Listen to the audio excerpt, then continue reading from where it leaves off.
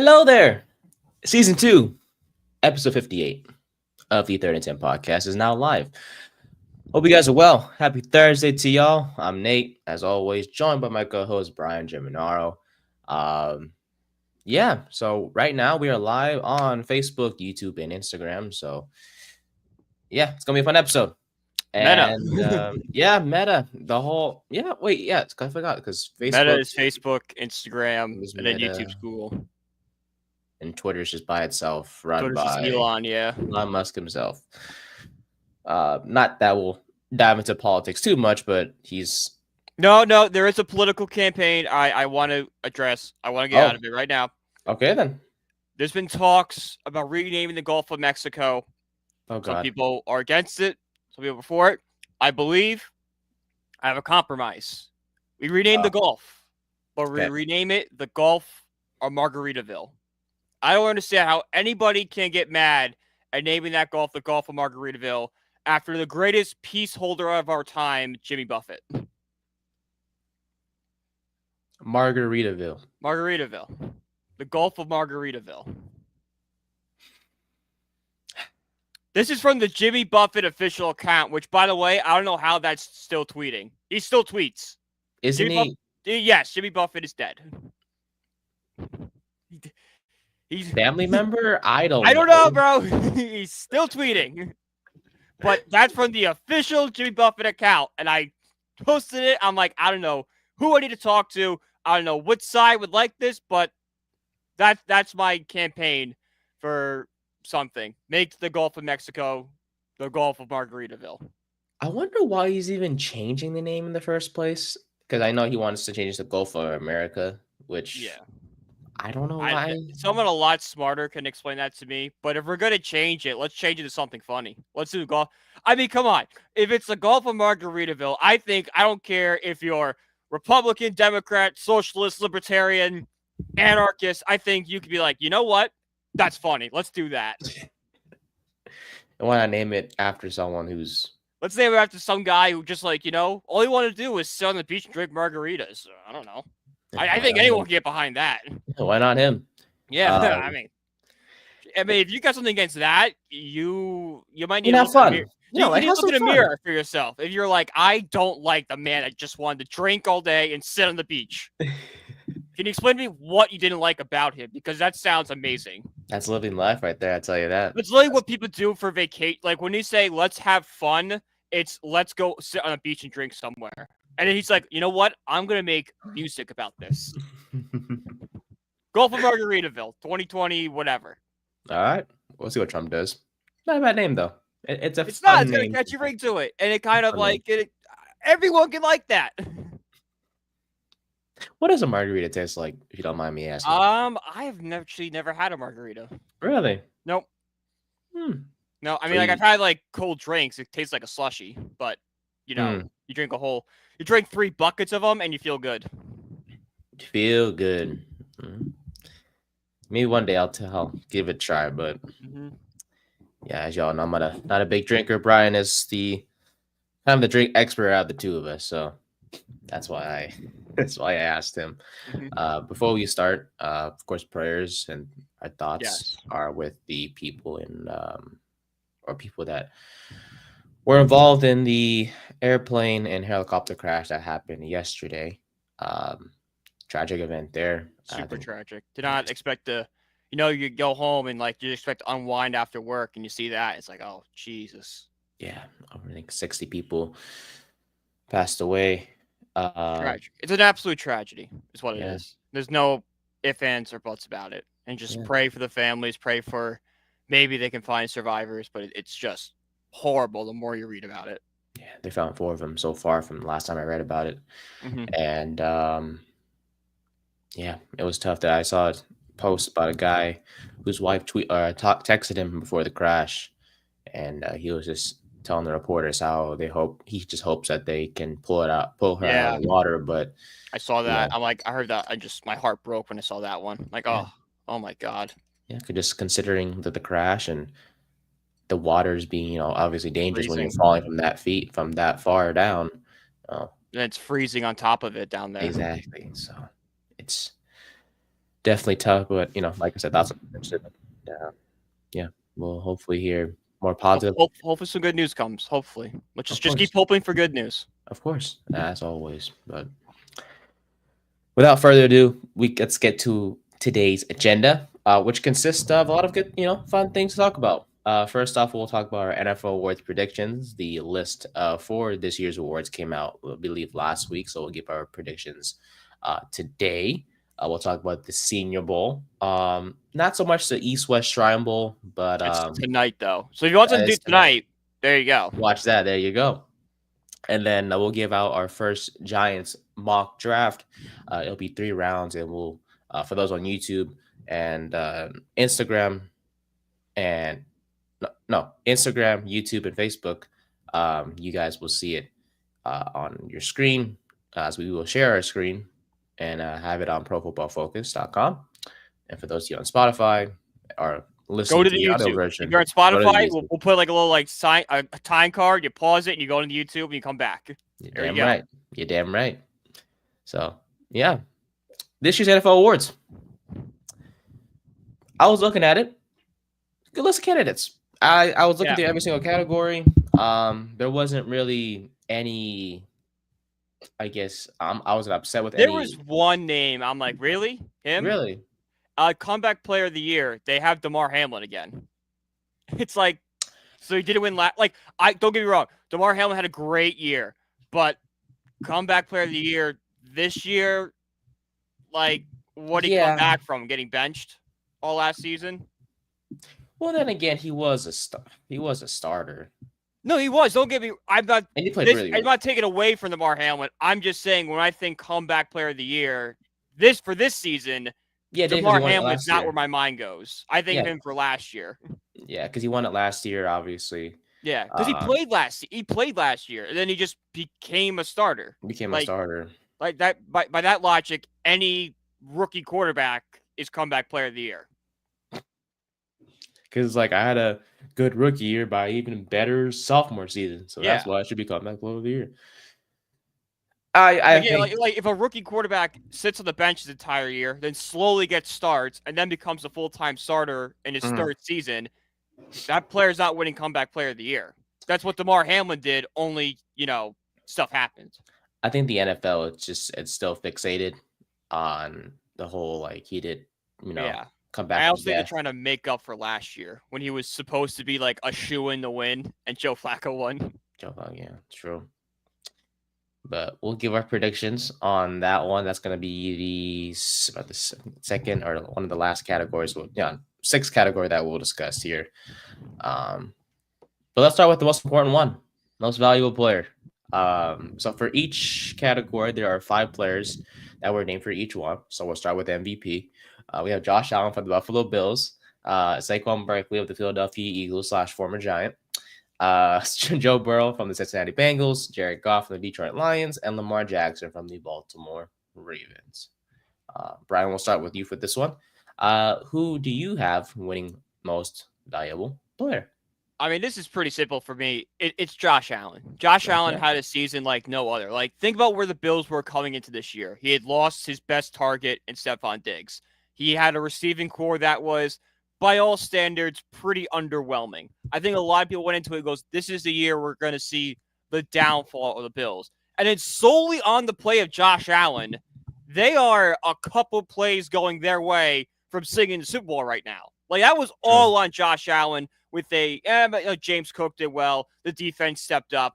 But, when you were looking at the offense coming into this year, there wasn't a lot of excitement about. And you had questions on, well, can Allen be that elite quarterback without a number 1 target like a Stephon Diggs? He proved it, and he proved it well, that he is a top 3 quarterback in this league with the season he just had. So give me Allen as the MVP. Mm-hmm. Yeah. All 5 players had outstanding seasons. Lamar Jackson, once again, had a great one as well. Saquon Barkley, over 2,000 scrimmage yards. And then Jared Goff with his performance leading the lies of a first seed in the NFC. And then Joe Burrow, who just statistically had one of his best seasons, if not the best season ever. If the Bengals would have made the playoffs, I would have gone Burrow. But it's me too. For me, it's how valuable you were. You were valuable on a bad team. So, You didn't do anything. Didn't do much. Your production didn't equal success. Mm-hmm. It was very good, but like, it's the same argument of why Mike Trout doesn't win the MVP every single year a few years ago, because the Angels were bad. Yeah. If only the Bengals, if they only just beat the Patriots in it's week one. It's season. week one. That just shows you every game matters in the NFL. No matter how early or how late, they always matter. And if they beat the Patriots, they would have been the 7th seed in the playoffs. And who knows? I mean, they would have had to face Buffalo, but who knows? But Burrow versus, Buffalo, like we've seen that in the past. We've seen the Bengals go into Buffalo and win in the past. I know it's a different Bengals team, but any given Sunday, and with, Burrow playing that well, tip ball one way or the other, they're winning. That'd be the most intense wild card matchup ever. That'd be highly viewed. So I'm saying. But yeah, so for me, it's going to be also Josh Allen as well. I have that. He was my pick from the beginning of the season. Because he was going to be the guy that was going to beat the Bills offense. So I know they had James Cook and everything. And, Josh Allen didn't do it all by himself. But it just seemed like there were multiple moments throughout the whole season where it was literally him leading this offense by himself, whether it's through the ground, through the air. His stats were fantastic this year, even though it ended in heartbreak, obviously, with the Chiefs' loss. He was just he did everything he could. Good. Yeah. 20 touchdowns, 6 picks, over 3,700 passing yards on the ground, I believe. From that, let's see, where is it? Yes, 531 rushing yards, 12 touchdowns on the ground. He did it all for this Bills team. And, I get Lamar had a better season statistically after comparing the two. But Josh Allen was on a different level. Yeah. But Lamar had Mark Andrews, Isaiah Likely, Rashad Bateman, Derrick Henry, Dave Flowers, Derrick Henry, Josh Allen, James Cook, and just a bunch of receivers that are more identified as number 2s and 3s, which is not. This is nothing in fault. It's not a knock against Lamar. He did great, but he just had a better supporting cast than Josh Allen did. Like the Ravens would be able to, in a way, survive better, for lack of a better term. Yeah. Compared to Allen and the Bills. It's if you were to put the average quarterback, like if you were to put like Gardner Minshew or like a Ryan Fitzpatrick-esque quarterback on the Ravens, they probably can figure out a way to go 500, maybe sneak into a wild card spot. You put him on the Bills aren't sniffing the playoffs. No, not at all. Without Josh Allen, the Bills are nothing. So without, easy question there for the both of us. Josh Allen is our MVP pick, and hopefully he wins it. That'll be his first one ever of his career. So we'll see what happens there.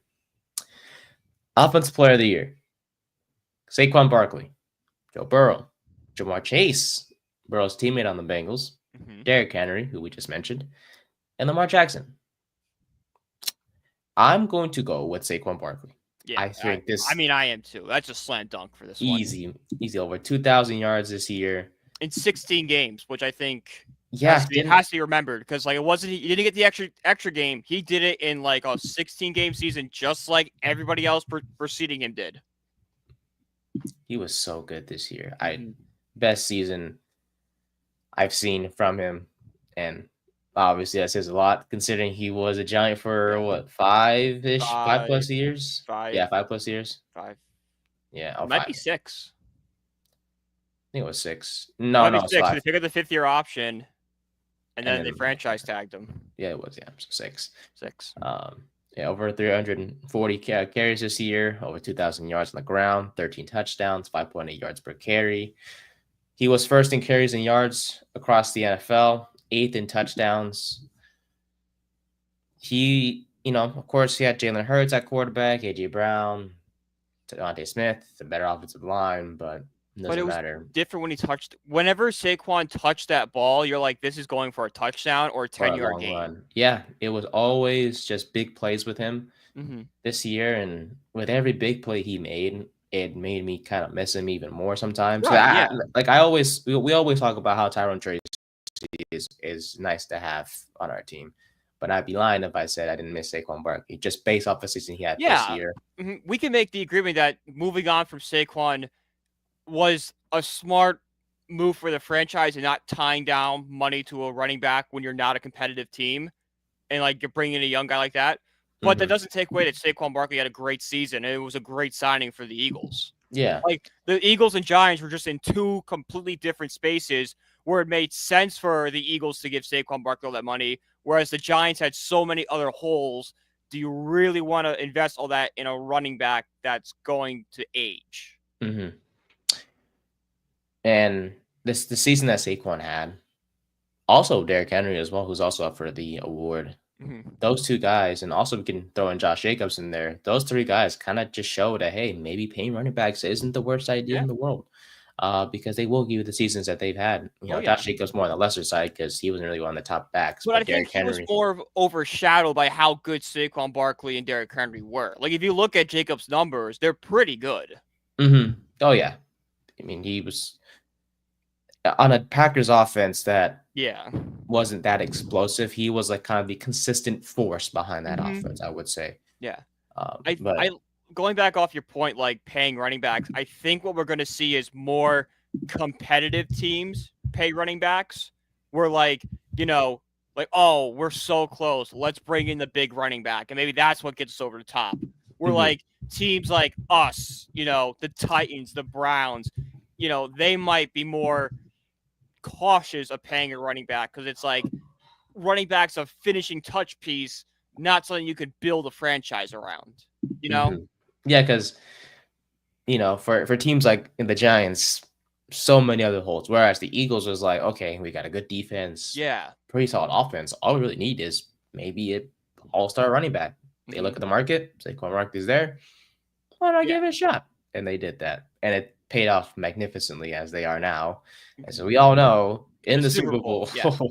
Well, we made this argument 1,000 times. How many games did Giants win with Saquon? Let's just say Saquon Barkley has the exact same season he had this year on the Giants. How many more wins do the Giants have this year? Maybe a few. 2, 3, maybe.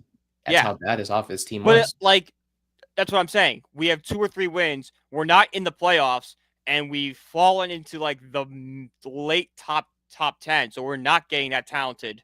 You think we can get a quarterback at 3? We're definitely not getting one to like 9. No. But yeah, I think for Saquon, before we move on, I think he deserves all the success that's come his way because he was so patient with us for the 5-6 years that he was with us. Dealing with mediocre offenses, weird head coaches. Weird's an understatement. Helped us make the playoffs in 2022, and that was literally all him. After looking deeper into it, it was not because of Daniel Jones. It was literally because of Saquon Barkley just leading the way. Bringing all the attention towards him, playing with us despite trash offensive linemen, lack of weapons outside on the receiver and tight end positions. He deserves this, and with the season he had, definitely our pick for offensive player of the year. So, all right, defensive player of the year, Zach Bond of the Philadelphia Eagles, Myles Garrett of the Cleveland Browns, Trey Hendrickson of the Cincinnati Bengals, Patrick Surtain II, corner for the Broncos, and TJ Watt, linebacker for the Pittsburgh Steelers. Who do you have winning this one, and why? So I have Trey Hendricks of the Cincinnati Bengals winning this. Okay. He led the league in sacks with 17.5. He was, I believe, 3rd in tackles for loss with 19, only like 2 or 3 behind, I believe it was TJ Watt. And he also had 6 pass deflections. So he was just a wrecking ball on that Bengals defensive line. It really put up a season that's kind of overshadowed because of how bad they were. But since you're just naming the best defensive player, I think I have to give it to him. Okay. This one was tough looking into it, but I'm going with a surprise name that was on the board for this year. It's going to be Zach Bond of the Philadelphia Eagles. This guy was a 3rd-round pick in 2020 by the Saints. Had okay seasons there, but wasn't really as dominant. The Saints kind of just let him go. And his last season with the Saints, he played like 17 games, at 30 tackles total, and it was just an average linebacker. Came to the Eagles and he went off. Had 151 tackles, 3.5 sacks, 5 forced fumbles. He was all over the field for this Eagles team. And honestly, this defense, where of course, they had names like Jeff Carter, what was it? Darius Slay, Blankenship, Cooper DeJean, Quinyon Mitchell. The list goes on and on. Nolan Smith, like this list could go on and on. And of course, Eagles in the Super Bowl for a reason. The defense is also a big reason why. But Zach Bond was just on a different level this year. I'd never seen him play at the level he's played ever. And maybe because the Eagles were a great fit for him, but he was arguably one of, if not the best players on this Eagles team defensively, and very underrated name as well. And, I get it. Garrett was great this year. Hendrickson, as you said, one of the sack leaders in the NFL. Surtain, obviously a lockdown corner. Lockdown corner. The Bengals won. The Broncos went to the playoffs, which helps his case there. Of course. And then TJ Watt having the season he's always had. But I don't know. Zach Bond just stands out to me. He's a new name, and he's on this list for a reason because of the season he had. He had, like I mentioned, over 130 tackles, 93 of them being solo, which is tied for third in the league. 5 forced fumbles, tied for second. Just after a career year, I think he wins this year's award, and he's one of the more surprises, like I mentioned. But I think he wins this one out of the other 4 names that were mentioned as well. So, all right. Offensive Rookie of the Year. We have the following: Brock Bowers, tight end for the Raiders; Jaden Daniels, the Commanders' quarterback; Malik Neighbors, our very own rookie from the Giants; Bo Nix of the Denver Broncos; and Brian Thomas Jr. of the Jacksonville Jaguars, or Duval, as Liam Coen, who we'll discuss later as well. It was between 2 names for most of the year, but after his playoff, appearance and how far he led them, no question, Jaden Daniels. Yeah, he's by far the favorite. It was between, I'm gonna guess, him and Bo Nix. It was between him and Bo Nix. I mean, Bowers, great year, set records for at a tight end position. Malik Neighbors obviously breaking the Giants franchise record for receptions by a rookie. And also receptions by a rookie in the NFL in general. Yeah, for like 3 hours. He had the record for 3 hours, and him and Brock Bowers kicked off. And then Brian Thomas Jr.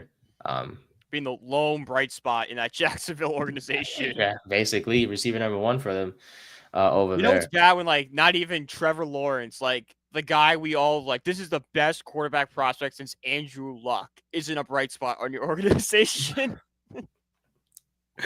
And he's always been average. He's got Daniel Jones stats.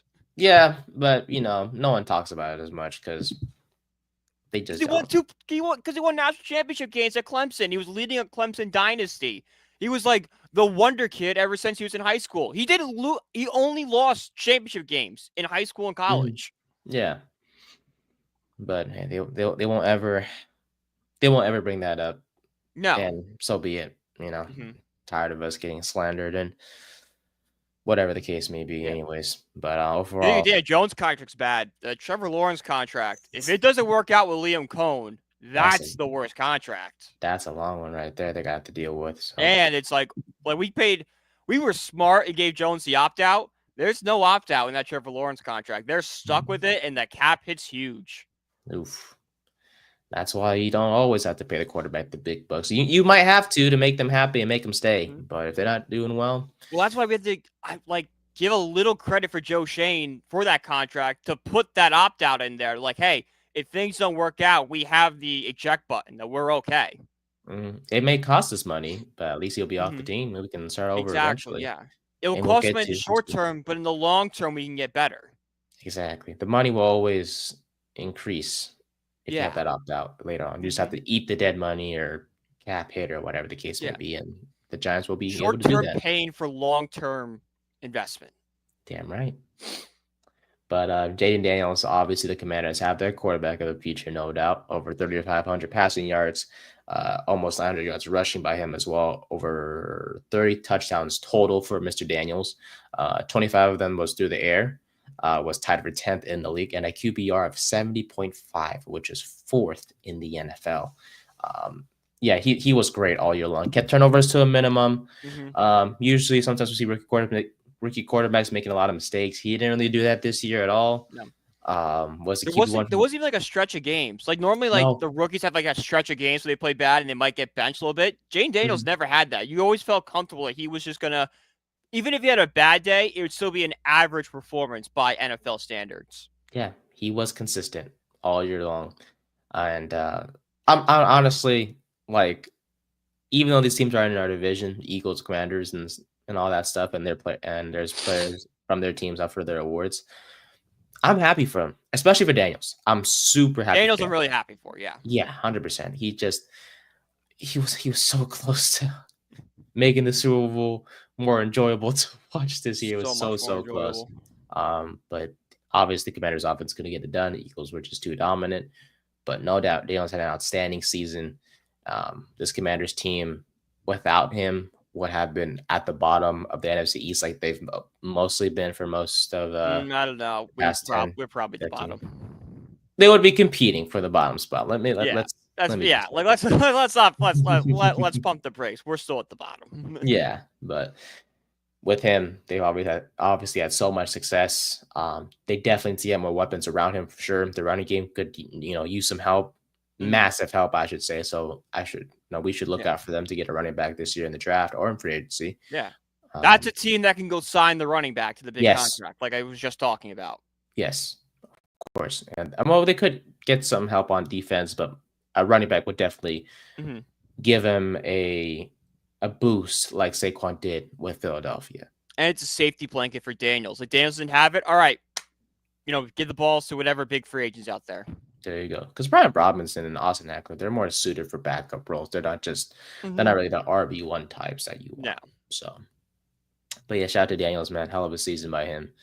And wish him nothing more but success in the future.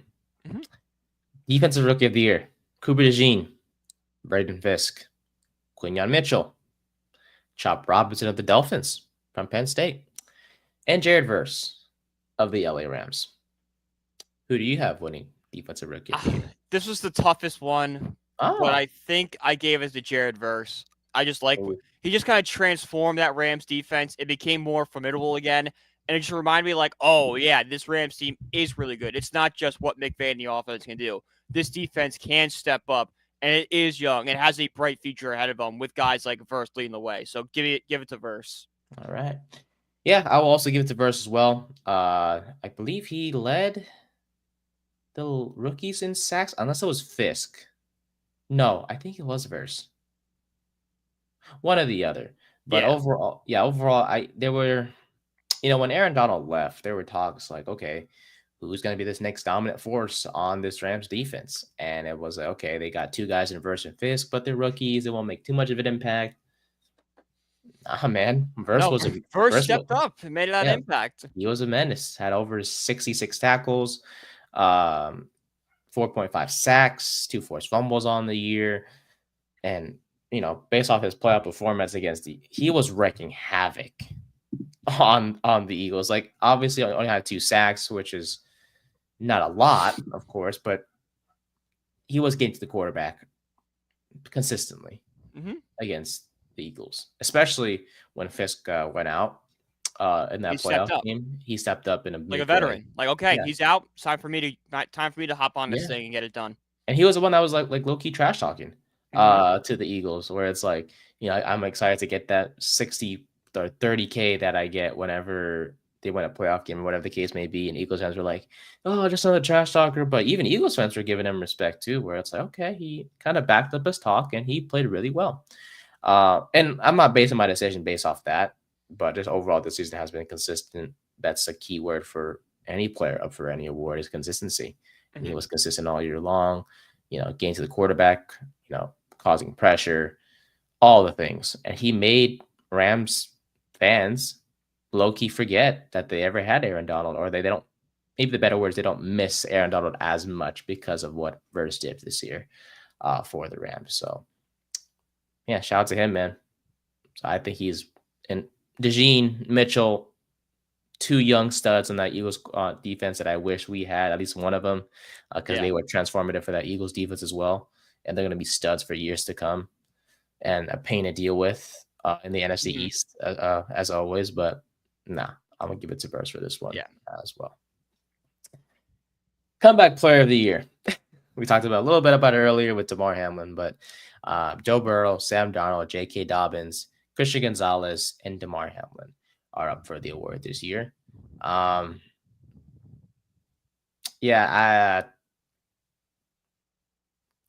It was tough for me.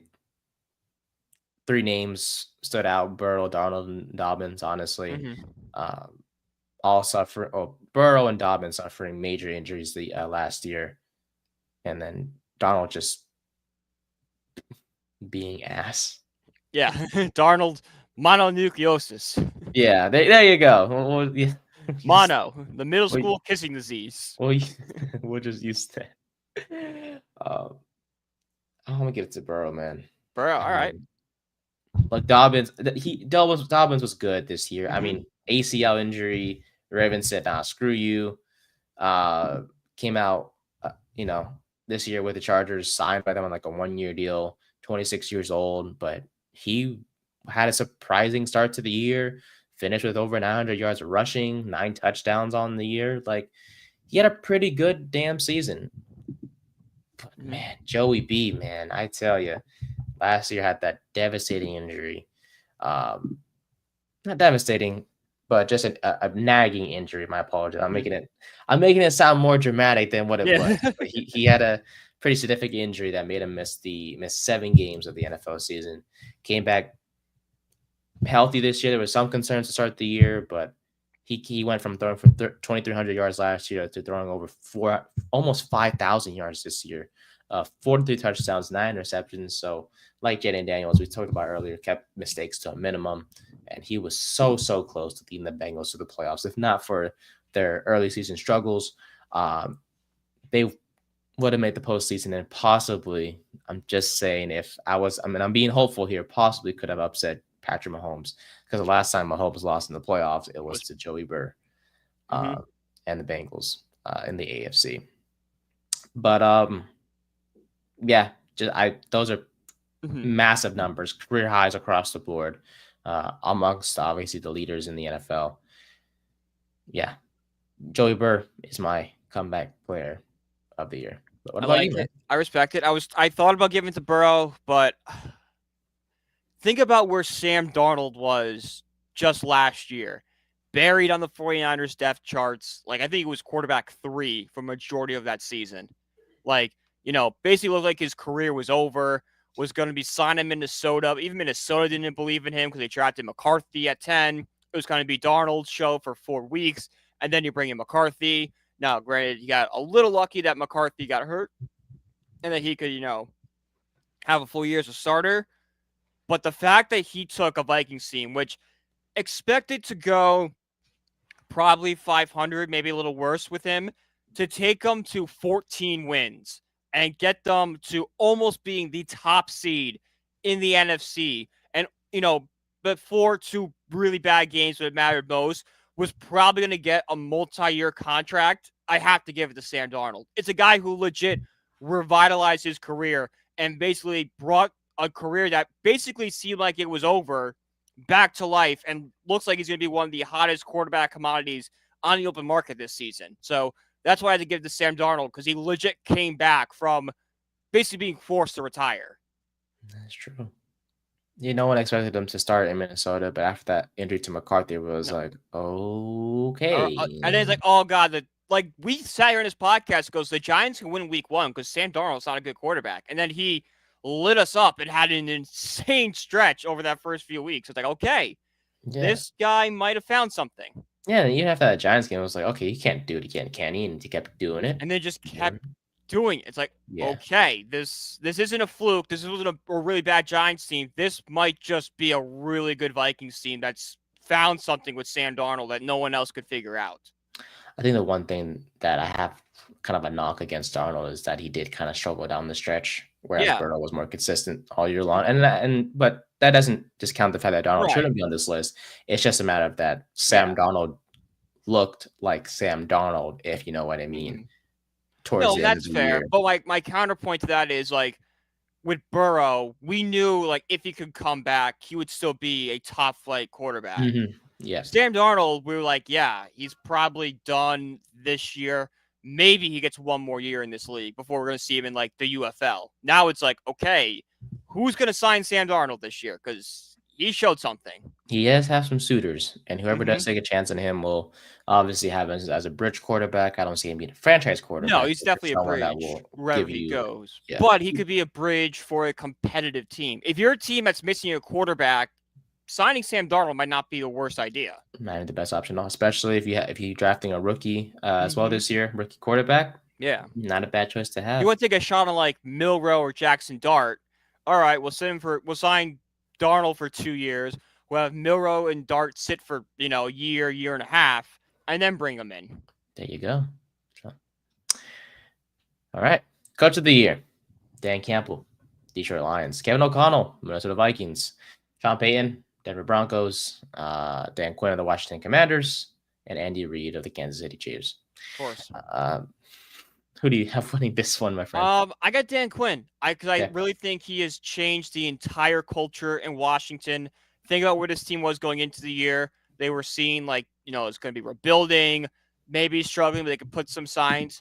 And then Dan Quinn, through his coaching, through his defensive genius, wills this team and it's building something in Washington we've never seen in our lifetime. Like, Washington has never had this great culture of winning since like the early 90s. And now we're finally seeing it getting built under Dan Quinn. I think the future is so bright. I think he should be rewarded for what he did to turn the Commanders around from a laughingstock under Dan Snyder to one of the more feared teams in the NFL for probably the next 5 years.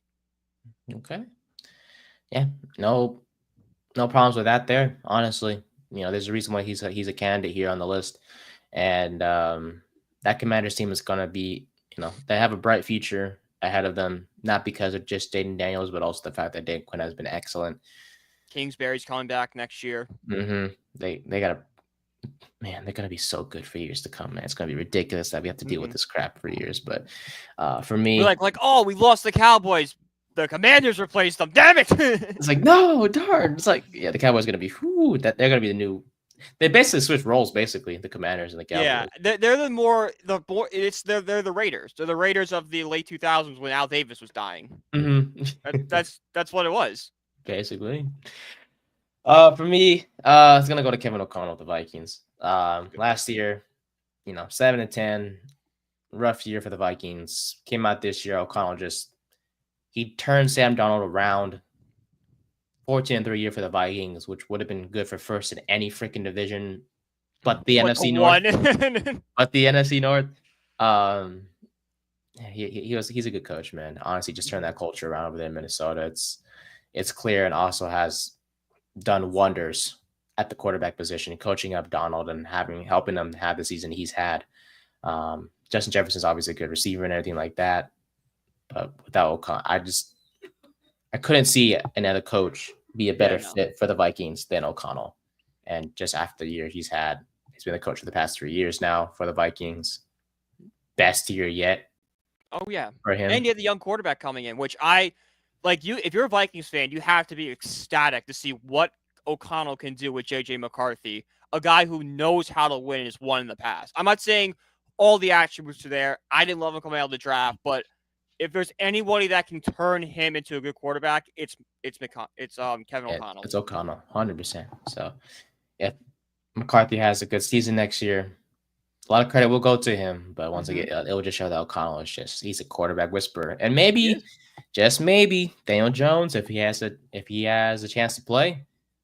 I mean, I can see a world with Daniel Jones gets the first 2 starts. Yeah. Because maybe McCarthy still needs some recovery time, and that will force Jones to start. And who knows what we might see from the former Giant quarterback himself. But Yeah, O'Connell for me, Quinn for you. Assistant Coach of the Year: Joe Brady, Buffalo Bills, the OC. Vic Fangio, Eagles DC.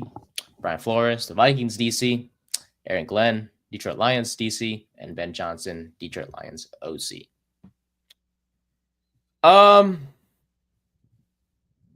Yeah, give me Johnson.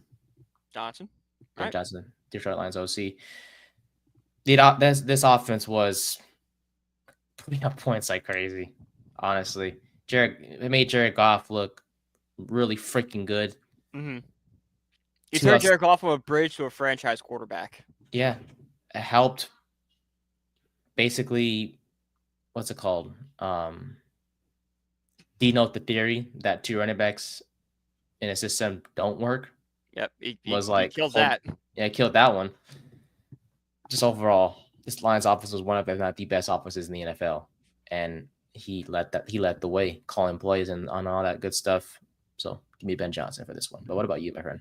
No, I like Ben Johnson. It's a good pick, but I'm gonna go with Brian Flores.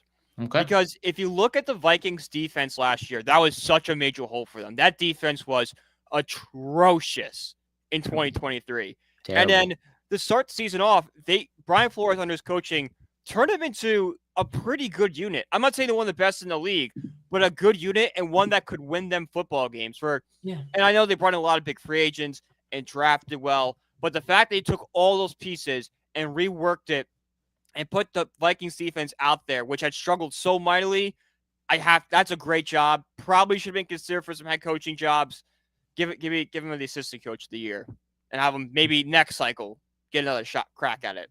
Yeah, because only one job remains in the NFL. And no one's taking that. No one wants that one, so they might as well promote somebody at this point because they basically should do what the Texans did with Lovie Smith. And all right, we'll promote Lovie Smith. He'll be our sacrificial lamb for the year. We fire him and move on. I think from the last time I read about Kellen Moore is a candidate. I saw Kellen Moore. Still would love Kafka. Love Kafka to go over there. He's really good, guys. Mike. I saw Talking Giants let Kafka call his own plays and make his own playbook. Yeah. Sure, but what's that gonna do? Yes. How good is his playbook? He's been a quarterback's coach. Now he's an OC running a different playbook. Does he even have a playbook? We don't know. That's a real good question. He did. Well, yeah, he did call plays in 22. But that was Dable's playbook. That wasn't his. He was using Dable giving the playbook, said you call out of this. Who freaking knows? Yeah. We'll see. I'm sure he's got something, concept, but I don't know. If he's giving interviews, if he's getting interviews, there has to be a reason why. Mm-hmm. So we'll see. All I'm gonna say is, if he gets the Saints job, only benefits us. Yeah, we can bring in someone else. You're damn right. So, alrighty, but those are our NFL award predictions. I think they'll announce the awards next week. Yep. I think the day before the Super Bowl. So we'll see who wins, and we'll see who's right. Senior Bowl. East-West Rivals tonight, but we're more focused on the Senior Bowl. Everyone kind of focused on the Senior Bowl. You only watch East Shrine Bowl if you have guys you like in it, and I kind of looked over the roster. It's a little underwhelming. Shallow Sanders sucks. Yeah. I'm sorry. I have to say it. I mean, come on. How can you suck at defensive back when your dad's Dion? You learn nothing? Man. You learn nothing? Yeah. Your dad was a 2-sport athlete and a really good one of the best corners ever, best secondary players ever in the NFL. And there's you. Yeah. Did you get all your mom's jeans? You didn't get any of Dion's jeans? It's damn, man. He was getting burnt from the film I saw. But yeah, maybe it's a small snippet that plays. Yeah, the Senior Bowl and game plays are important, but we can't let that overshadow everything. If you take the Senior Bowl solely, you get Daniel Jones, because that's how we got Daniel Jones. Was Dave Gettleman watched 3 drives of Daniel Jones in the Senior Bowl and fell in love with him, and now we picked him. So Senior Bowl is important, but don't let it cloud your mind of what these players do is exactly what they're going to be in the NFL. It can help players but like to a certain extent. Mm-hmm.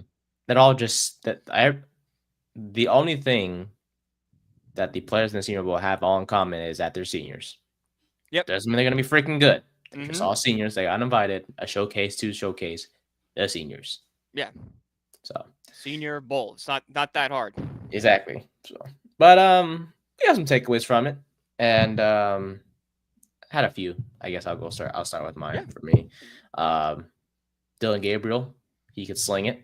Yes. Now, don't know if he broke the official combine, the official Senior Bowl record for fastest ball thrown. There's a lot of weird stuff. There's a lot of weird. There are reports that Jalen Miller threw a ball 134 miles an hour. I'm like, that's physically impossible. I know. I'm pretty sure that's just a troll account, but the fact that those are out there, it's like, all right, I don't know what to believe right now. Yeah, because that's clearly fake. But like, that also kind of sounds fake. Mm-hmm. I'm sure he threw the ball fast. Yeah, I'm sure it was fast, but I don't think we can accurately gauge how fast he threw that football. Yeah. So we'll say he threw the ball fast. Milroe did. Yeah. But Gabriel also did throw. I think it was like 74.9 miles per hour. He threw the ball, so that was pretty impressive, and that was statistically recorded officially at 74.9 miles per hour. So he was good. You talk about Milroe, and you just mentioned him. Him and Jackson Dart were inconsistent on day one of the Senior Bowl. Yeah. But he bounced back. Milroe did, along with Dart as well on day two.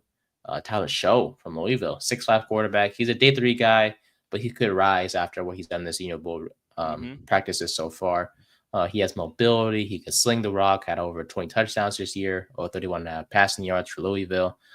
Trevor Etienne, a 5'8" running back. He's someone to watch out for. Yeah, he's a twitchy. Yeah. That's a big guy I had written down because if you remember him at Florida's couple years ago, he was a really big prospect. Then he transfers to Georgia and kind of falls off. So this is a big week for him to kind of regain some of that draft stock he lost over the past year. Yeah. And especially, when your last name is Etienne, you have the NFL connections. Scouts do like to look at that. Mm-hmm. He's a day three guy as we speak, but yeah, if he can, kind of show out like you mentioned, he's definitely someone to look out for on the rise. That's a guy that like a day three pick can turn into a late day two pick. Is what I like to show if you bought at the Senior Bowl. Like Daniel Jones never should have jumped to the top 10, but like Daniel Jones, okay, it was probably a third round pick. Probably should have jumped to the second round. And that's why I think it does. It can jump you off like one round or like 10 slots. Yeah, and vice versa. Like if you struggle, you might fall around. Yeah, it's crazy how 3 good drives can make you from a day 2 pick to a round 1 pick. Yeah, thanks, Gettleman, by the way, for that. But yeah, ETN, speedy, twitchy back, small back, of course, but he's someone to watch out for. Harold Fannin, the tight end from Bowling Green. If you guys recognize that name, he was actually the nation's leading receiver, but did not get the best tight end award. That went to Tyler Warren of Penn State. Nice job, NCAA. Just the NCAA pandering to the big schools, like they always do. They always do. Ridiculous. But Fannin Jr. was running solid routes in the practices. Showed a good separation as well. He's someone to watch out for, the tight end position. And for me, finally, Shamar Stewart. Actually, no, 2 more names. Shamar Stewart from Texas A&M. Just 4.5 sacks in the past in his 3 years as an Aggie, but so far has been dominant with his tools, showing off at the Senior Bowl practice. And honestly, if he keeps it up, possible first rounder. He's a raw talent, but he could definitely show out. Like Trayvon Walker in a way. Like Walker was very talented, but he was very raw coming out. It'll take some time for him to develop into his full potential. But I think a team will take a chance on him because of what they will get in the possesses. Yeah. Mm-hmm. And then highlight for me, and I'm sure this is a highlight for a lot of people, and I don't mean to hop on the bandwagon, but Mike Green, the speed rusher from Marshall, ran through Josh Connolly, who my God, dude, ran through him. Dude, that's a good speed rusher. He's a good speed rusher right there. Mm-hmm. And Josh Connolly, not to be I guess, to criticize him as much, for lack of a better term, he's a first-round pick. I think he's a tackle for Oregon, if I'm not mistaken. Yeah, and he gets bull rushed by a guy from Marshall. Like, see, that's where he's like, all right, is this guy really a first-round pick? Like, fall a little bit. A little bit. But Mike Green definitely helped his stock for sure. Oh yeah. I think at this point, just pack your bags. Don't even play because after what we just saw, No. Go out to the combine, do your combine stuff, and do go your from there, combine buddy. stuff. We'll go from there, my You friend. won the Senior Bowl, sir. Just But, you. Dude, after that play, I watched that play a few times. I was just sitting at work yesterday during the intermission. I just watched it like 6 times. Like, this is the funniest thing I've ever seen. Dude, he was good. He was good. He was so good. But yeah, those are my takeaways. I know I mentioned a lot of players, but just some names that stood out to me after some research and stuff like that. But what about you? What takeaways do you have? Yeah, so you nailed it with Trevor Etienne. I had Shamir Stewart's too. Jackson Dart, I'm really interested in seeing because I think that's someone the Giants can pick up. I want to see how he plays. I want to see what he does, just how he does a different system. Donovan Edwards, the cover athlete for NCAA, kind of an underwhelming season, you would say, like based off the expectations. So I want to see what he can do. Can he kind of earn back some of that draft stock? That's a guy I'm kind of will be watching on Saturday. And then Alec Aomeo, the wide receiver from Stanford. Right. Yeah. Big, tall guy, real physical, continue to jump ball. If you're a team that's got a young quarterback, getting that like tall wide receiver that can win the 50-50 battles goes a long way in a quarterback's development. They talk about it all the time with Eli Manning when he had Amari Toomer and how that just helped him so much. That was supposed to be Kenny Galladay with Daniel Jones. Didn't work, obviously, but that's what's supposed to be. So can this guy be a steal for some team and be this big physical threat that you didn't know you were getting? So I kind of want to watch him. And then for Notre Dame, obviously, they have 4 players. They have 4 players in it. It's a whole article I have coming out on Belly Up Sports about each of the players and what to expect. But I want to see what Ryan Leonard can do, and I want to see what Jack Kaiser can do. Leonard has the athletic ability and the leadership qualities to be an NFL quarterback. It's just his throwing ability. If he can display that he has the potential to be an average NFL thrower, then he's going to be a big riser, especially in a weak quarterback class like this. And Jack Kaiser isn't physically built like a good linebacker, and I don't think he'll ever be a starting linebacker in the league. But if you look at his numbers and look what he does in like the run game and the blitz, this is a guy you love to be a rotational guy. Has to be like your third linebacker, you throw him out there just to stop the run. He's someone that's really good. So if he can put that on display in the Senior Bowl, he's going to jump up those draft boards as well. Yeah, I mean, I could see us getting Kaiser maybe in the late rounds. I would love honestly. Kaiser. I know you would. Like if I had to pick anyone from the list of Notre Dame players, it'd be Kaiser. Because I think he fits us the best. Yeah. I know Watts is there, but I don't think Watts fits as well. Morrison is good, but like he's coming off the corner and the hip injury, kind of, if I'm taking a shot, I want Kaiser. Yeah. Leonard's obviously a fun name to think about. Most likely we don't. His arm is just bothered. Maybe he showed on the Senior Bowl. It's the arm. It's his arm is the biggest thing right now that's bothering people. So if he can just throw, he can possibly rise up draft boards. I could see maybe 4th round pick if he shows out. But yeah, he's a day 3 guy if anything for us. So. But I could see it I could see a world with how weak this draft class is, and if other quarterbacks struggle, if he has a really good combine and a really good senior class, I can see him getting like that project quarterback type label and then going like the 3rd round. I can see him jumping up to there. But that says more about the quarterback class than him himself. Ryan Leonard himself. Yes. Fair enough. So Senior Bowl is on Saturday. So we'll keep an eye on there and see how these players show out against one another. I will say Dylan Gabriel's helmet's gonna be really cool to watch. I'm sure you guys seen it. But it's gonna be featuring all of his 3 teams that he's been on. So UCF on the back, Oklahoma on one side, and Oregon on the other side. That's awesome. Yeah, pretty damn cool idea. I will say that. So yeah, three different schools for him, but obviously showed out at Oregon and was a Heisman candidate for the Ducks as well. So shout out to Gabriel as well. All right. Before we get to our mock draft, I do want to mention Liam Coen. We didn't talk about him much on Tuesday, but after his Duval cringy press conference, Oof. yeah, I ain't gonna lie. At first, I was like, "Nah, this ain't a good fit." But What is this guy? Yeah, but he seems like a genuine dude. Like Fine. Yeah, I no issues with that head coaching hire whatsoever. No. If there's anything that press conferences have taught me, it's like you can't judge a coach by one press conference. You have to sit there and watch them. Like Nick Sirianni seemed like an idiot, and he still is. But he's also has 2 Super Bowl appearances under his belt in 4 years. Like, you can't argue with that success. He did really well despite a less than stellar opening press conference. Unless you're at Gase to the Jets. Yes, but Joe Judge, we all wanted to run through a brick wall for him, and then he sucked. Point. I was hyped for that hire. I didn't like it at first, and then I watched the press conference, and I'm like, I'm all in on this guy. All in on him. He's going to turn the culture around. Yep. Nope. Dude thought he was Belichick before he did anything. Yeah. Trash. That was the best report when the 4 days when they didn't fight, when Gettleman left and they didn't fire Joe Judge, and Ben Maher's like, he doesn't want to let the next Bill Parcells or Bill Belichick walk out of the building. I'm like, okay, they don't have that. Let him walk out of the building. He is not him. He's not. I'm like, you had him 4 years ago in Tom Coughlin. That was the real Bill Parcells, or that was a more Bill Parcells-esque hire than this was Joe Judge. Exactly.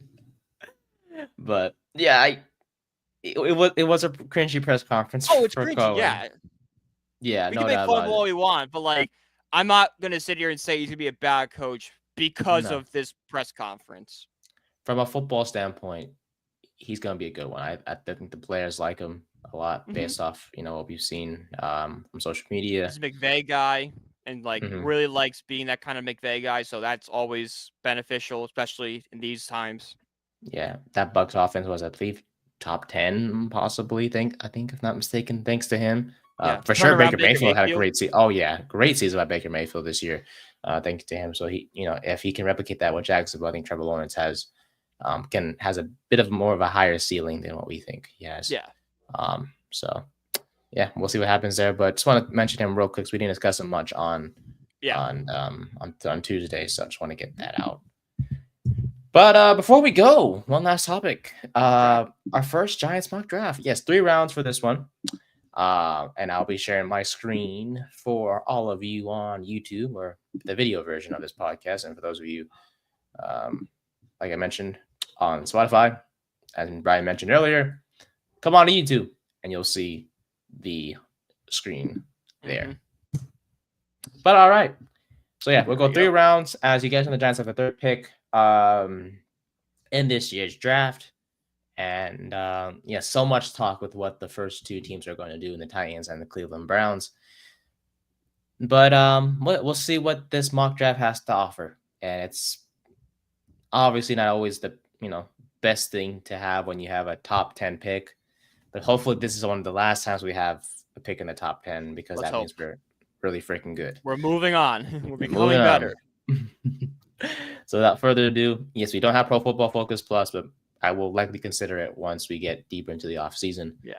But we'll stick with just the regular Pro Football Focus 3-round draft. We'll do the light version. Exactly. No trades for this one. I think we'll just no trades. Keep it simple. All right, let's do it. Keep it simple. Just pick players. Right. Sounds good to me. All right. First pick, Cam Ward. Travis Hunter. So easy pick here, Shadur Sanders. I will always be on the Sanders hype train until the draft is over. And until it's over, I'm always going to say Shadur will be our pick. He's the number 1 on my draft board for this Giants team for obvious reasons. He's number 1 on Giants draft boards, for being honest. Joe Shane loves him. I've never seen a Joe Shane love a prospect this much, especially Dable too, just the way, his body language, his conversations. It seems like, we obviously haven't heard the conversations with Shadur Sanders, but just the way he's talked to him, you could just tell from the videos, the handshake, of course, like I mentioned on Tuesday. This is the guy they want. This is the guy they want, and will do anything to get him. But like, he's here right now? But on draft day, will he be there? Yeah, I hope he is. I really do. I really hope he is. So, but yeah, so Shedeur Sanders, our pick. Yeah, we'll go from there. Yep. So we'll see what happens afterwards. See, Abdul Carter goes to the Patriots. And Good yeah, pick for them. Yeah, definitely. See, I'm just looking down the list here. You got Shamar Stewart. We just mentioned one off the board just now. Josh Conley apparently goes to the Eagles.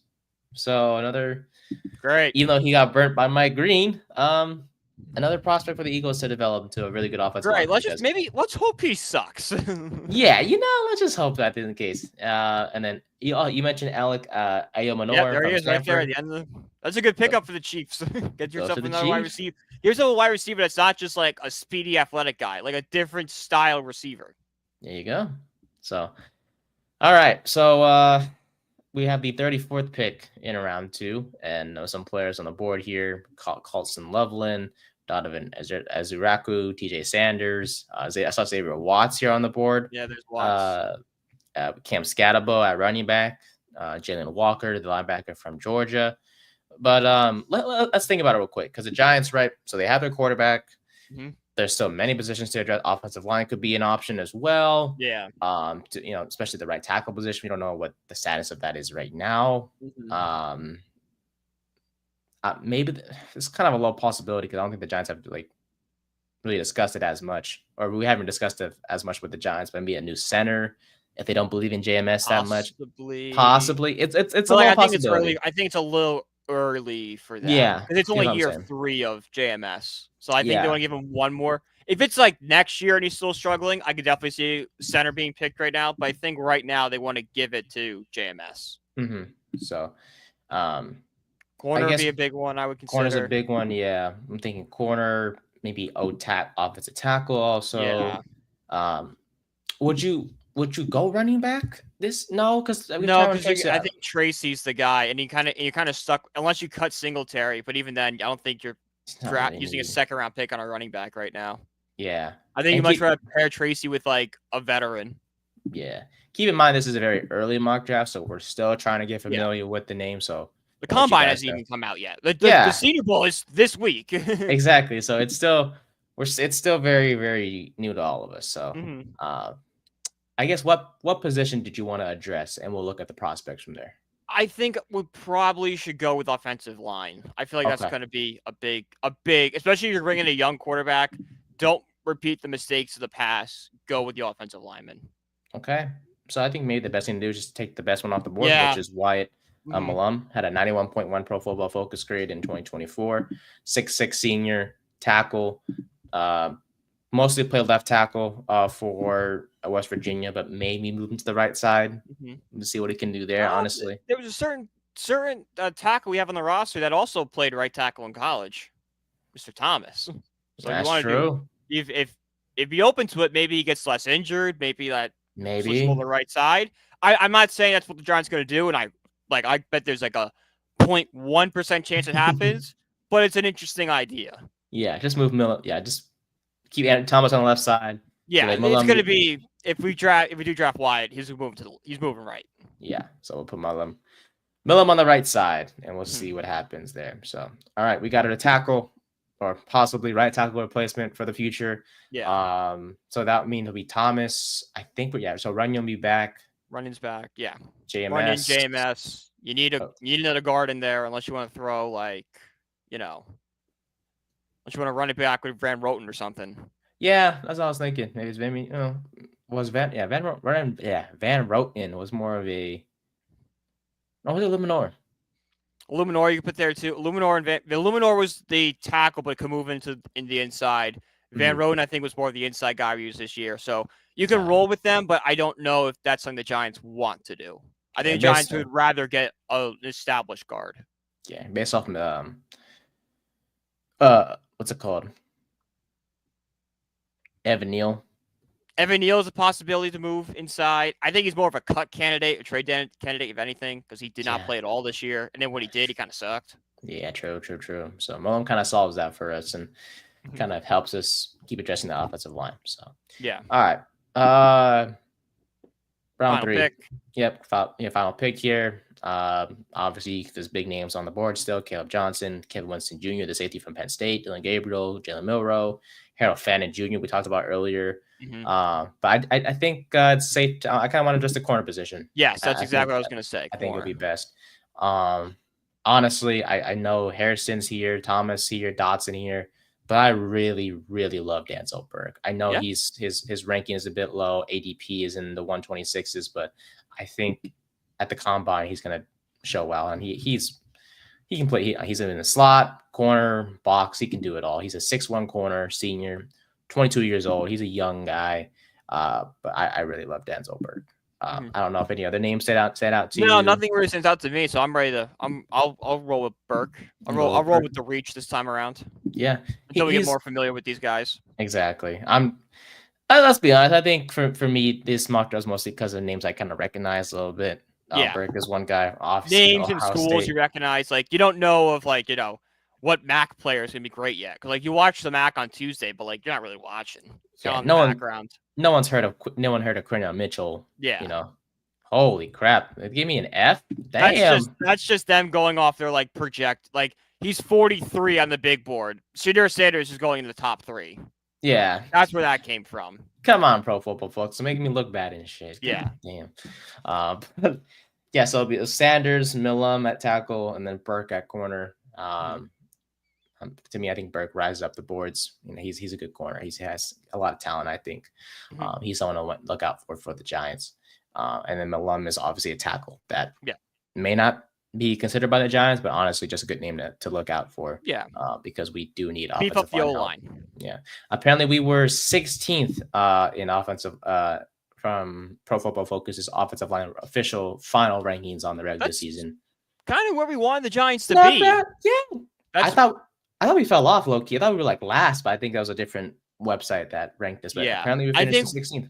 I think we fell. I think we were higher up at the start of the year, then kind of fell. So they have the ending in their mind, but don't remember how they were solid in the beginning. I think Pro Football's kind of averaged it out. All right, they were average. Yeah, and honestly, that's all we could ask for. Didn't ask us or expect. I said if when we hired, I forgot his name, the O-line coach from the Raiders we just hired. Coen Brasillo. Yeah. Yeah, I said if he can get us to an average offensive lineman, build him a statue. And that's legit exactly what he did. He made us average. We are average. And it's only going to get better as long as he's, the offensive line coach and we bring in more talent and bring in better guys. I will say if we don't get Milam in round 2, I would love me a Trey Smith in free agency. Yes. We have cap room. I think we should go after Trey Smith regardless. Yeah, just pay him. Put him on the right side, and boom, that's 2 tackle positions. As long as Thomas is healthy, completely set. Just focus on the guards. It's going to be Runyon's obviously going to be a starter. Runyon's here to stay. They gave him a big contract. He's here to stay. Yeah, I think Pro Football Focus had him as the worst free agency signing, but I'm I don't think that was. Overly he definitely underperformed, but I don't know about worst. Yeah. I'm not going to defend him, say he was a good signing so far. I think he can become a good signing if he has a good season this year. But based on this year alone, it wasn't great. I think once Andrew Thomas just got injured and was out for the year, that's everything kind of struggled. Yeah. So Runyon's good. He's not the best, but he'll get the job done. Runyon will be an average guard, which is all we need right now. Yeah, we'll see what happens in year 2. Give Shedeur whenever back there time to throw. Please, for the love of God, just give him time. Just give him time. That's all we're asking for. Protect our quarterback when he gets here. I believe. Whoever that is. To me, it's going to be Sanders because I believe. You don't know how bad I want this guy. No, I can figure out how you want Sanders. Never wanted a guy this bad since Saquon Barkley on this Giants team. I tell you that. Yeah, when Saquon Barkley was available, I was oh my God, I did not want Saquon. I wanted Sam Darnold. Wow. I'm like, we're at 2. Pick the quarterback. We won't get this high again. It's crazy. Did not expect years of dysfunction after that, but I'm get the quarterback now so we can have an easy bridge after Eli. You know what's crazy? What? Regardless of who we got, it wouldn't have worked out anyway. It wouldn't have worked out. Well, we don't know that. We don't know. Sam Darnold went to the Jets. True.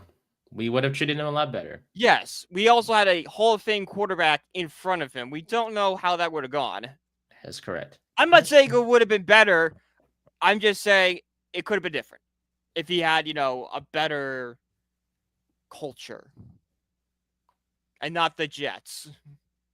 The Jets hope they have a better culture now with Aaron Glenn. The Jets have been hoping they've had a better culture since 1974. Well then. They have. That's true. When did Joe Namath leave? That's when the Jets culture died. Right. They've had a lot of Ryan McCarthy. McCarthy, shout out to him, man. Memorable moments, by the way, from the Jets. Mark Sanchez, the butt fumble. Revis Island. There is a legit argument to be made that Mark Sanchez is the best Jets quarterback since Joe Namath. There is a legit argument you could make. That's saying a lot. That just says how bad the Jets are. That's saying like because they got Aaron Rodgers. Well, Aaron Rodgers was terrible. He really was. Was not the quarterback we all expected him to be. But Mark Sanchez went into Foxborough and beat the Patriots. I feel like we forget about that. Mark Sanchez did the impossible. That's a good point. Tom Brady led team. He said, "Hold my beer." Tom Brady in his prime. Like, we're only like 3 or 4 years removed from the perfect season.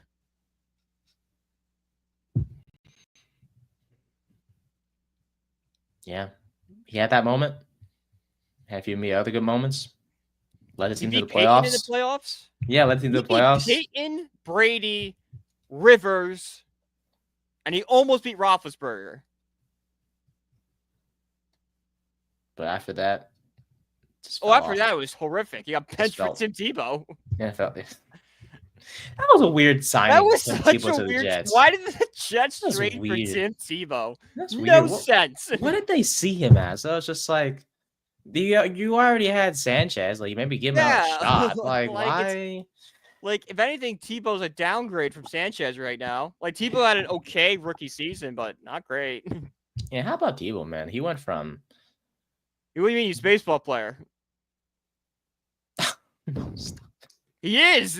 That was weird too, man. Oh yeah, it was weird. It's not like I watched them every spring training take bats for the Mets. That's right. How? Like, this is the single dumbest organization in all of sports when we signed him. Because I remember the Braves were going to sign him. Like, that makes sense. Like, the Braves kind of suck. So, like, they kind of need the marketing thing. And then we signed him. I'm like, well, what the hell? Was he even good? No, he wasn't. And then we hired his agent as our general manager. Yeah, Brody Van Wagenen was Tim Tebow's agent. So there was like, I remember when we signed Brody Van Wagenen, I'm like, there's a 50% chance Tim Tebow's going to be playing right field in Citi Field one day this season. Starting at right field. Who's your right fielder now? Soto. Oh, man, instead of Juan Soto. Tim Tebow. Oh, you'd be fucking pissed. I'm pissed just thinking about it. Wait, who else played baseball? Who's on the NFL? Didn't Russell Wilson do spring training? Wilson did some spring training stuff. Yeah, he played for the Yankees in spring training. Why do they do this? For fun. Well, Tebow did it for a publicity and try to get his name back out there. Yeah, Wilson said, like, I'm just doing this for fun. I do not want to play baseball. I just want to do something. Daniel Jones trying out for the Twins. If Daniel Jones wants to play for the Twins, God bless. Why not? He could be a starting pitcher. Daniel Jones. FA. Get shelled. That's true. 2 innings, 6 runs. 6 runs. How Daniel Jones did? Well, remember how he played football? Yeah, worse than that. Oh. Like, oh. Oh. Oh, man. Hey, sometimes multi-sport athletes aren't, they're not for everyone. Only the greats have done that. MJ. Oh. Deion, Bo Sanders. Mookie Betts. Professional bowler. Yes. And Madison Bumgarner, professional rodeo rider. Oh, that's a new one. Yes. Look it up. You go on Baseball Reference, you can see his rodeo stats. It's hysterical. There's rodeo stats? Well, it's how much money you win in competitions. Oh, I was like, bro, what stats? How many horses you ridden on? He's won $25,000 doing rodeo stuff. That's a bank. Which, like, it's nothing because, like, he signed $100 million to be a pitcher. But the fact that a pitcher can make, thousands of dollars doing rodeo in the offseason, hell, that's awesome. Who's that pitcher that just got signed by the Giants? Verlander? Yeah. I don't know why that came up. That's a weird signing. It's weird. Verlander should retire. It's time. Dodgers over here signing Sasaki, and the Giants are like, yeah, Giants are like, we're going to be competitive. We're going to sign Justin Verlander. Was it 2012? Dodgers are like, aw, that's cute. You signed the big name pitcher who's 44. Hey, maybe he'll throw like 7 solid innings against the Dodgers and be like, I hope he does. I love Justin Verlander. I have no hard feelings for Justin Verlander and his time with the Mets. All right, he came here, wanted to be an ace, got injured, and then the team sucked, so we traded him. He said he loved the Mets organization. He sad it didn't work out here, but hey, things happen. If things are different, maybe it works out. I got no ill will to Justin Verlander. Max Scherzer, different. I hate Max Scherzer. What did Max do to you? Max Scherzer blew up in the most important games of the season in 2022, sucked in 2023, and then talked crap about us the entire time after he left. Where's he at now? Free agent. There's a reason why. The Blue Jays are going to sign him. No. Talk about another washed pitcher. Why are the Blue Jays always involved and they just never get the job done? Because it's funny.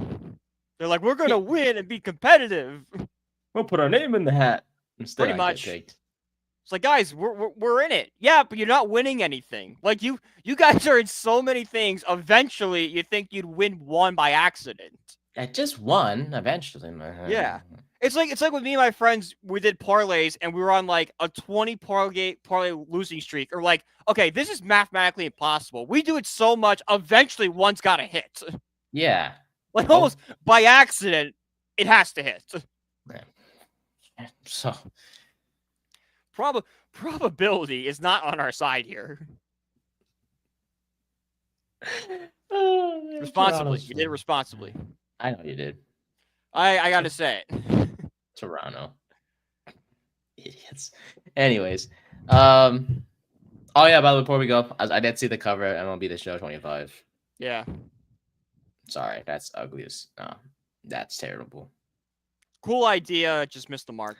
Yeah. Why is Ellie De La Cruz there?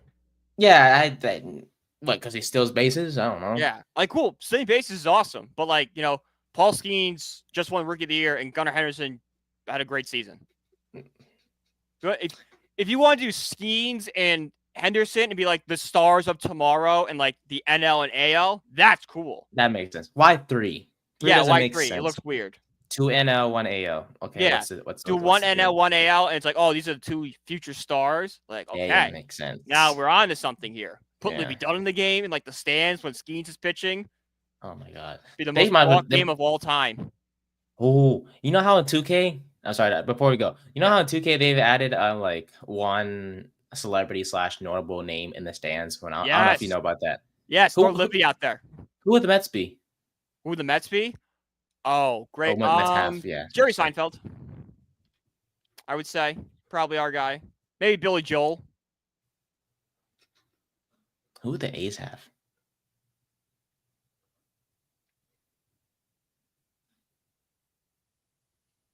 Damn. See that? See that long waiting time we just had? Yeah, that's when you know. Oh no, we have nobody. No, they would. Oh my god. What's his name? Rapper, 90s. Too legit to quit. Shit. My god, what's his name? Did Hammer Time? MC Hammer. Yes. He was an A's bat boy in the 70s. Really? Yes. I believe it was him, but there was a famous musician that was the A's bat boy during the 70s dynasty run. A's bat boy early 70s. I'm pretty sure it's MC Hammer. He was. It's him. He was. Can't touch this dude. He'd be 100% be their guy. Yeah. Let's be honest. We're in freaking Sacramento, bro. Oh, we sold out the season opener. That's not hard. There's 10,000. Sorry. Jeez. I'm trying to be positive. No, really. It's 10,000 seats. Everyone could. If you can't sell that out, you got bigger issues to deal with. That's like what, 1/3 of the Met Stadium? Yeah, Mets City Field holds 42,000. No, 1/4. Less than 1/4 in my action. 10,000 people at City Field's a bad day. It's a quiet what Monday afternoon. That's a Tuesday day game in April. It's 30 degrees outside. Nobody wants to go. Everyone's at work. You get 10,000 people in the ballpark. Stadium looks empty. Day games or night games? I prefer night games. Night games are fun. On the days, night games, weekends, day games. So you can have it like the best is like the game's at 4, ends at 7, and you go out afterwards. Gotcha. You pregame you get the parking lot at like 2, you drink, get to the game at 4, game ends at 7, you keep going. Gotcha. Makes sense. You make a day out of it. We're like, when you go during the week, the game is the event. So like you go at night. Yeah, fair enough. Mm-hmm. All right. Well, that will do it. Season 2, episode 58 of the 30 Podcast has come to an end. But you can follow us on our social media at Brian PG1016. You can follow me at Nathan_Nguyen24 and our 3rd and 10 podcast page at 3rd and 10 Pod on Twitter, Facebook, YouTube at 3rd and 10 Podcast, and TikTok, which I got access to on the web. Oh yes, Safari TikTok. Yeah, I used that for 3 days and it pissed me off. I stopped using it. I have proof. No, wait, hold on. Not that it matters. I can't do it. I can't do it anymore. It sent me videos like, yes, that. Yes. It's weird, bro. I'm just sends me videos that are not in my algorithm. Like, I don't like this. Yeah, don't know why that one showed up. My old TikTok used to be sports, Star Wars, and comedians. Now it's like I get one sport video, one random beauty thing, something about politics. I'm like, I don't like this. Yeah, it's just not. I don't know. I just missed that. Just give me my.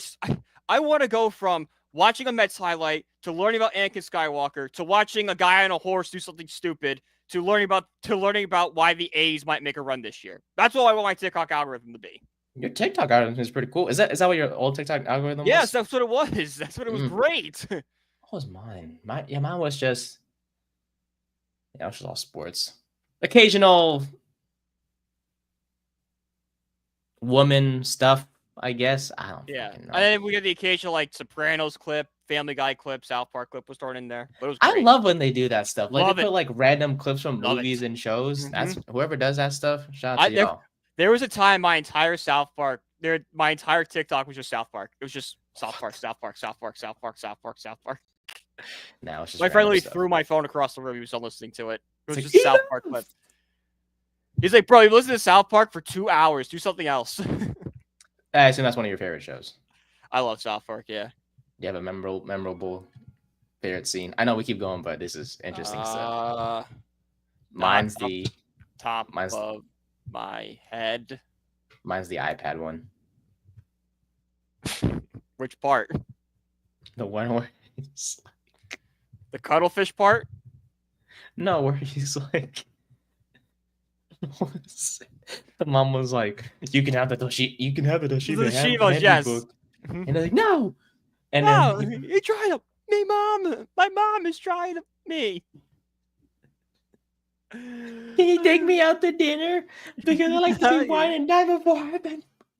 But that's one of my favorite scenes. And then that's good. That's good. Anyway. I mean, I could probably think of a few South Park, but I can't. No. Yes, when they go to Costa Rica. And they're like, we've entered San Jose, which is the capital. And Carbon looks outside, goes, why are all these homeless people outside? It's like, Eric, Costa Rica is an impoverished country. They can't afford things like in the U.S. He goes, why don't they get jobs? And just starts yelling at the window at them. Oh my You know what? With my next 2 days off, I think I should get onto South Park. Yeah, I think I need to get onto South Park. It's season 3, episode 1. It's like Rainforest something. It's so funny. Bet 3 episode 1. Perfect. Yeah, it's like called like the rainbow. It's like Jesus Christ. The rainforest something. It's so funny. It's so stupid. South Park is always like it fits today's. Oh, it fits perfectly. Yeah, no filter. No filter. What makes it fun? But we've gone on long enough. We appreciate you guys for your support. Thank you guys so much as always. Clips to be released throughout the rest of the week. I can't even freaking talk. But yeah, thank you for your support as always. Thank you for watching and listening to us. We appreciate it. We see it, your support, and we'll see you guys next Tuesday. And we will talk Super Bowl then for Brian. Yes, sir. Might change my pick. Don't know yet. We'll see what happens. For Brian, I'm Nate. See you guys next Tuesday.